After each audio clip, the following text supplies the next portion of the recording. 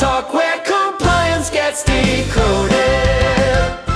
And welcome back, everyone, to Cuick Talk, the show where compliance gets decoded. If you're new here, each month we break down the CyberAB town hall, basically in the plain English, so companies can understand what it all means. Today, I'm joined by friend of the show, Kathryn Daly. Welcome back, Kathryn. Thanks. And a new friend of the show, Alex Omeke from our compliance advisory team. Hello, Alex. Hey, how's it going? Now, Kat and Alex are here to discuss the biggest takeaways from the June CyberAB Town Hall. And while there weren't many major changes to the CMMC program itself, there were several important clarifications that are worth understanding. The biggest topics being what questions every contractor should ask before selecting a C3PAO, why November 10th, 2026 isn't the deadline many organizations think it is, and what does the latest False Claims Act settlement mean for organizations pursuing CMMC? So let's dive right in. Kathryn, I'm going to start with you. One of the biggest discussions during this month's town hall focused on something every organization pursuing a level 2 assessment will eventually face. How do you choose the right C3PAO? Kathryn, why was this such an important conversation? So choosing a C3PO isn't just finding someone that has availability on their calendar. You're selecting someone who is going to perform your certification assessment. And it's going to cost you a good chunk of money. So it's really worth doing your homework up front. The town hall highlighted several good questions that the DIB contractors should be asking, such as, obviously, what's your availability? Because, some of us have primes or some deadlines from our primes. So calendar availability is important, but also what industries have they assessed? Do you have experience with my particular cloud environment?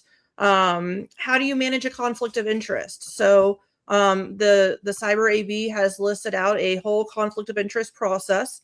How do you incorporate the CAP, the CMMC assessment process, the scoping guide, and the NIST 800-171A into assessments?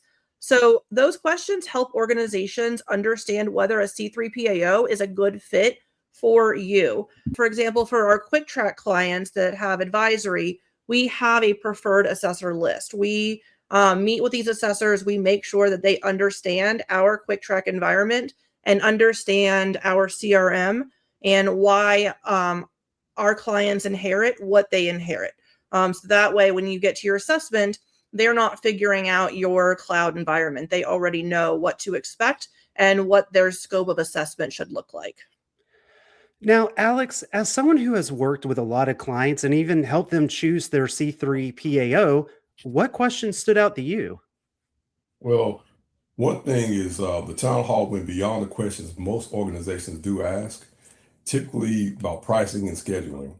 But they also recommended asking C3PAOs about things like when the authorization expires, how much time is left in their 27-month authorization period, because ISO is now in effect. These are questions most contractors think to ask, and they can really help prevent possible delays in their assessment process. So another topic that generated a lot of discussion this month involved the continuing confusion about November 10th, 2026, which is, happening this year. So there's still a misconception that every defense contractor needs to have a CMMC certification by this date. Kathryn, what did the CyberAB clarify?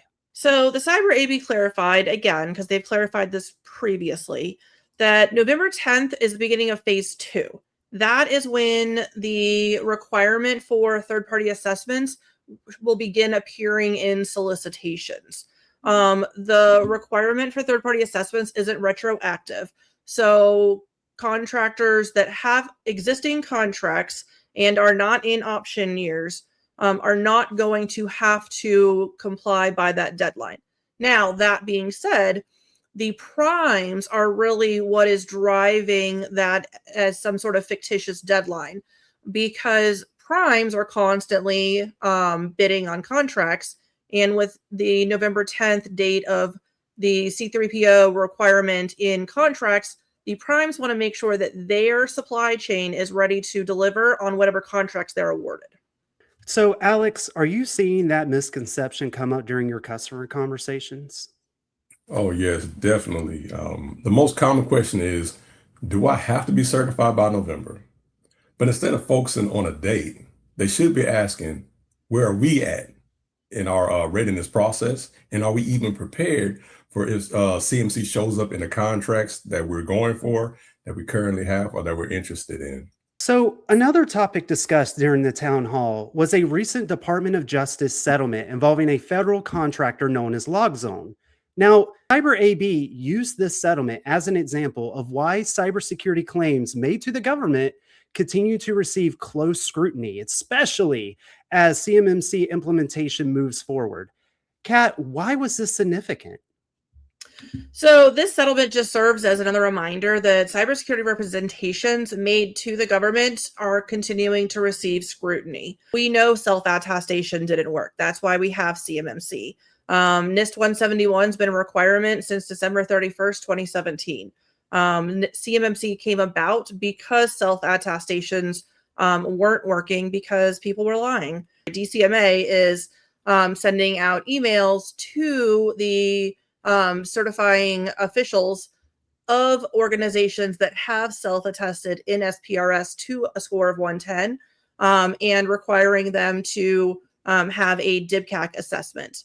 It's not always not every contractor that self-assesses. They're picking them randomly, it appears, but they are having a kind of checks and balances even on the self-attested 110 scores in SPRS.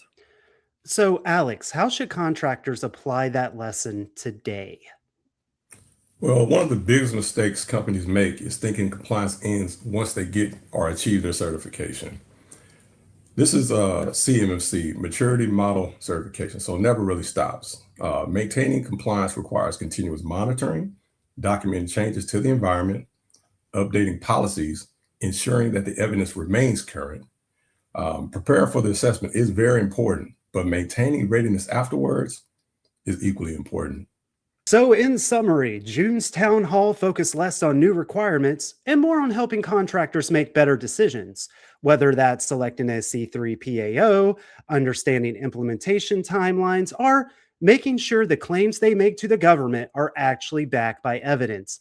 Kathryn, Alex, thank you so much for helping decode compliance on another episode of Cuick Talk.